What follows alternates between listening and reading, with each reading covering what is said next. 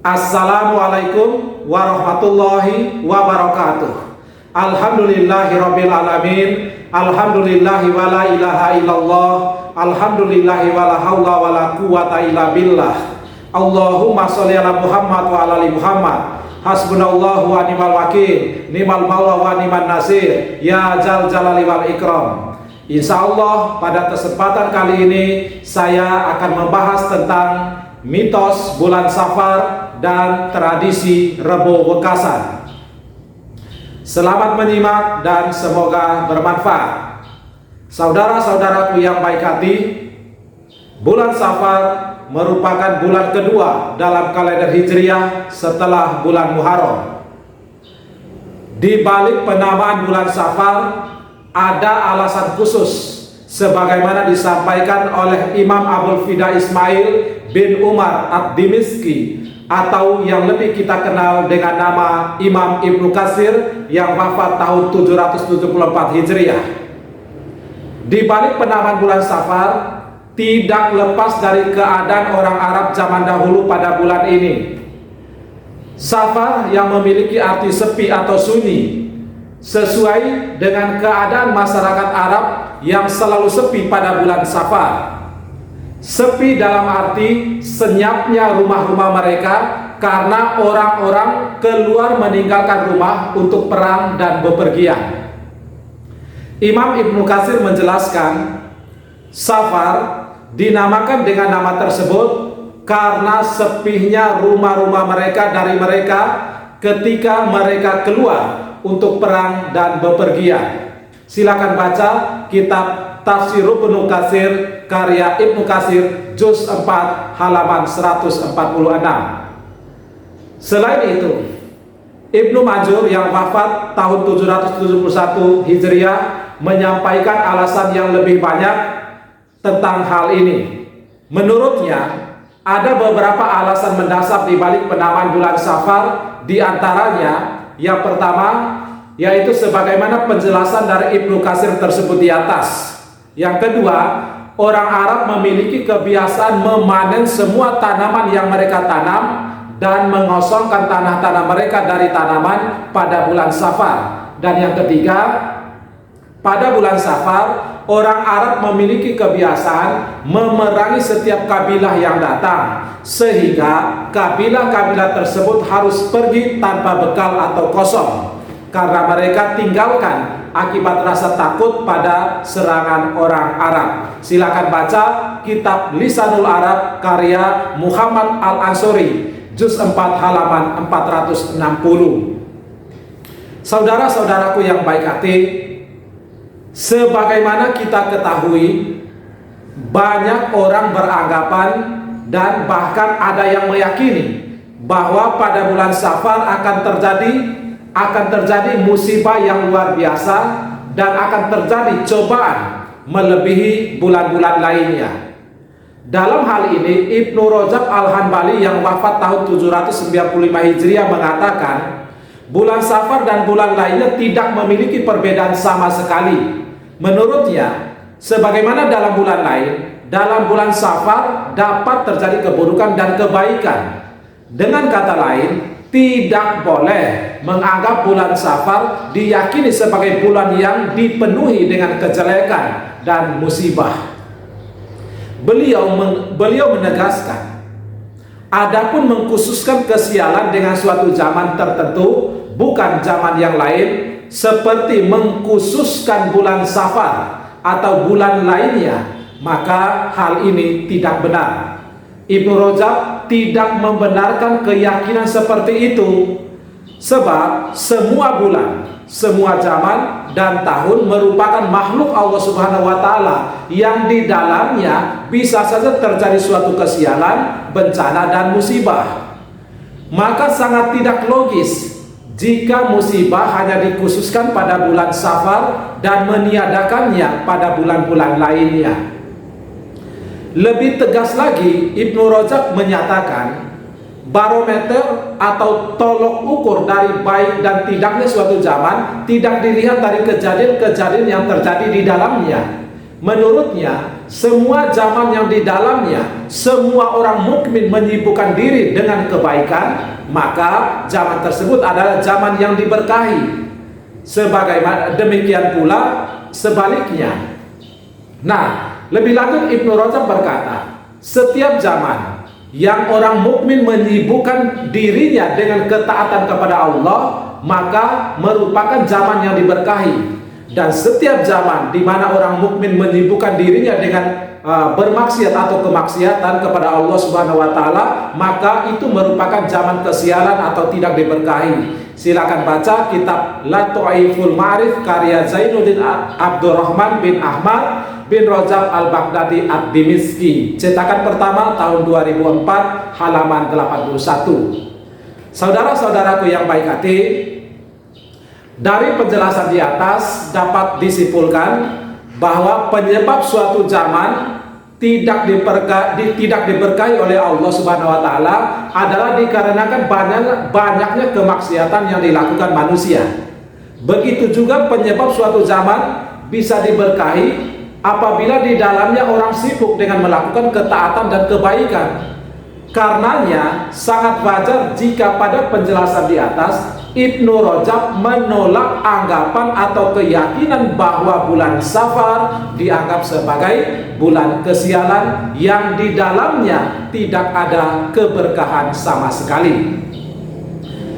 Anggapan atau keyakinan tersebut sebenarnya tidak lepas dari tradisi orang Arab zaman dahulu yang memiliki keyakinan bahwa bulan Safar merupakan bulan kesialan dan penuh dengan cobaan. Keyakinan salah itu akhirnya mengakar dan menyebar kemana-mana. Bahkan tidak sedikit masyarakat Indonesia yang mengikutinya. Rasulullah SAW pun menolak anggapan seperti itu. Rasulullah SAW bersabda yang artinya, tidak ada wabah yang menyebar dengan sendirinya tanpa kehendak dari Allah Subhanahu wa taala. Tidak pula tanda kesialan, tidak pula burung hantu sebagai tanda kesialan, dan juga tidak ada kesialan pada bulan Safar. Menghindarlah dari penyakit Dzam, yaitu penyakit kusta, sebagaimana engkau menghindar dari singa. Hadis riwayat Bukhari nomor 5387 dan Muslim nomor 2220. Silakan baca kitab Umdatul Qari Syarh Sahihil Bukhari karya Badruddin Aini juz 9 halaman 409. Syekh Abu Bakar Satad Dimyati yang wafat tahun 1302 Hijriah mengatakan, hadis di atas ditunjukkan untuk menolak keyakinan dan anggapan orang-orang jahiliyah yang mempercayai bahwa setiap sesuatu dapat memberikan pengaruh dengan sendirinya, baik keburukan maupun pengaruh yang baik atau kebaikan. Selain itu juga menolak setiap penisbatan suatu kejadian kepada selain Allah. Artinya apa? Artinya semua kejadian yang terjadi itu murni karena kehendak Allah yang sudah tercatat sejak zaman ajali, bukan disebabkan oleh waktu atau oleh zaman dan anggapan yang salah lainnya. Silakan baca kitab Hasiyah I'anatut Thalibin karya Abu Bakar Syatta juz 3 halaman 382. Saudara-saudaraku yang baik hati, Allah Subhanahu wa taala berfirman, ma asaba min musibatin fil ardi wala fi anfusikum illa fi kitabim min qabli an nabra'aha inna dzalika 'alallahi yasir. Yang artinya setiap bencana yang menimpa di bumi dan yang menimpa dirimu sendiri, semuanya telah tertulis dalam kitab yaitu Lauhul Mahfuz sebelum kami mewujudkannya. Sungguh yang demikian itu mudah bagi Allah Subhanahu wa taala. Quran surat Al-Hadid surat ke-57 ayat ke-22.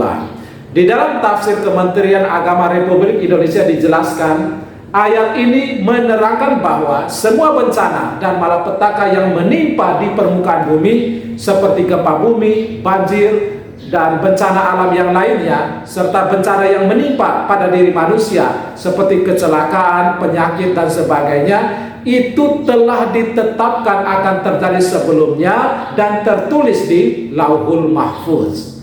Bahkan hal ini sudah ditentukan sebelum Allah Subhanahu wa taala menciptakan makhluknya. Hal ini berarti tidak ada suatu pun yang terjadi di alam ini yang luput dari pengetahuan Allah Subhanahu wa taala dan tidak tertulis di Lauhul Mahfuz. Menetapkan segala sesuatu yang akan terjadi itu sangatlah mudah bagi Allah Subhanahu wa taala karena Dia Maha mengetahui segala sesuatu, baik yang telah ada maupun yang akan terjadi nantinya, baik yang besar maupun yang kecil, yang tampak maupun yang tidak tampak sekalipun.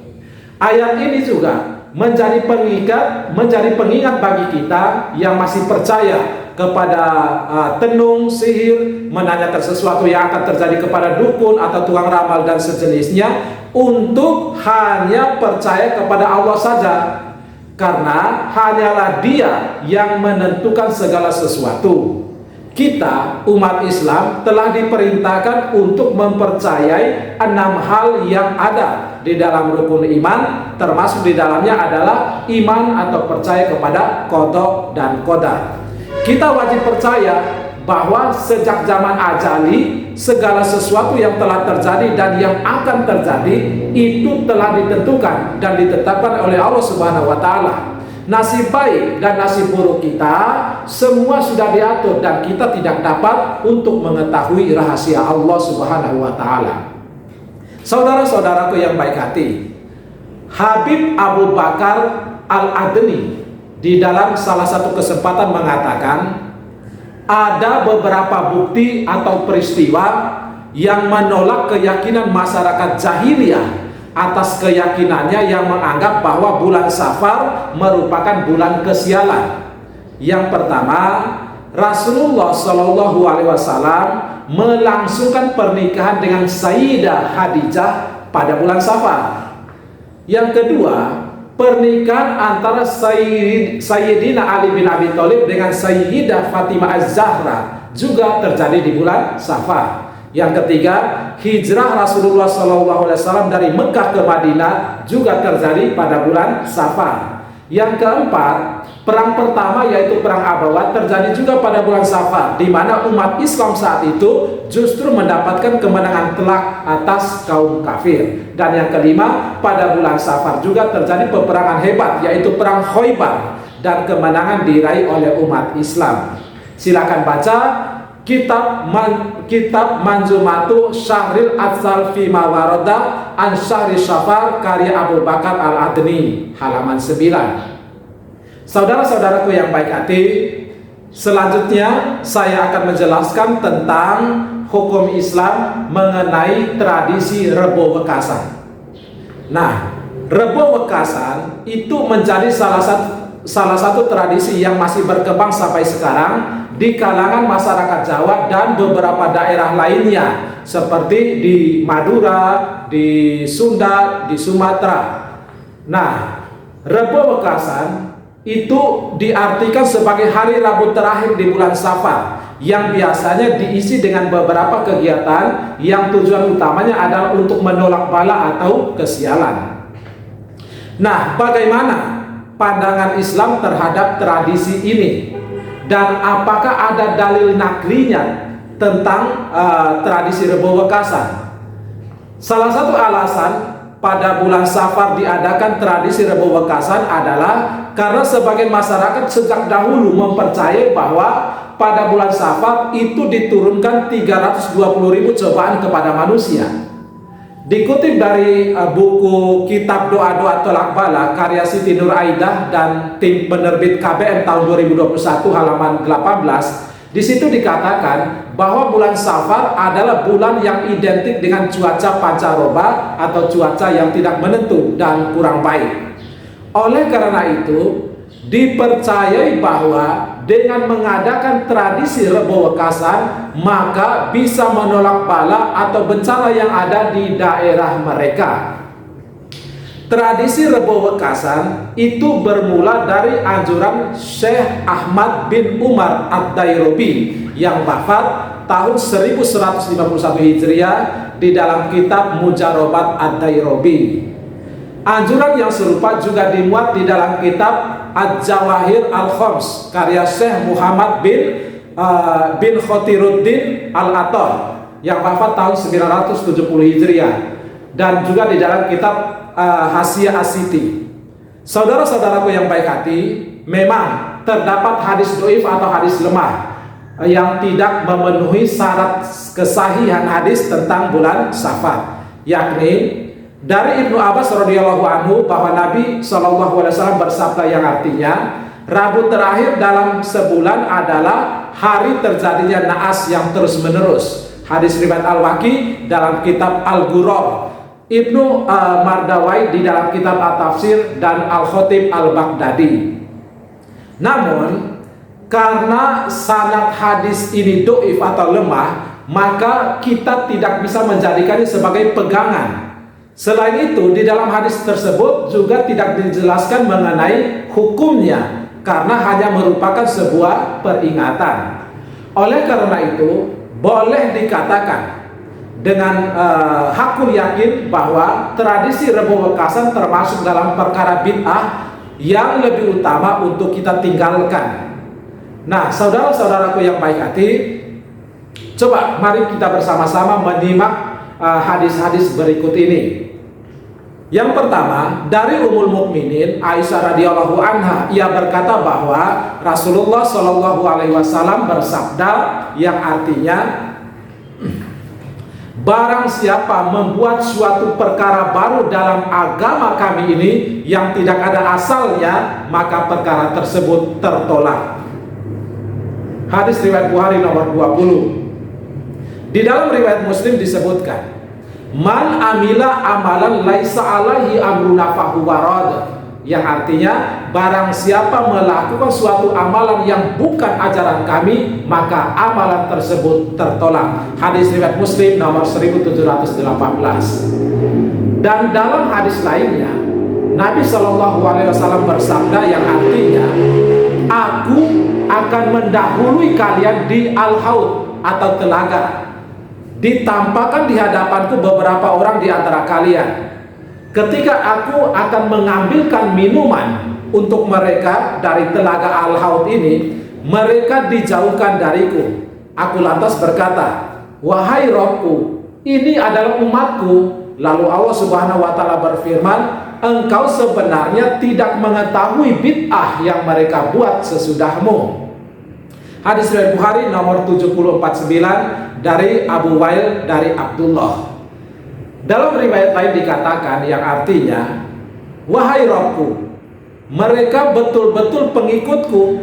Lalu Allah Subhanahu wa taala berfirman, sebenarnya engkau tidak mengetahui bahwa mereka telah mengganti ajaranmu setelahmu. Kemudian aku, maksudnya Rasulullah SAW, mengatakan, celaka bagi orang yang telah mengganti ajaranku sesudahku. Hadis riwayat Bukhari nomor 7051. Ayub As-Siktiani, salah seorang tokoh tabi'in, berkata, semakin giat pelaku bid'ah di dalam beribadah, semakin jauh pula ia dari Allah. Silakan baca kitab Hilyah Al-Auliya halaman 392.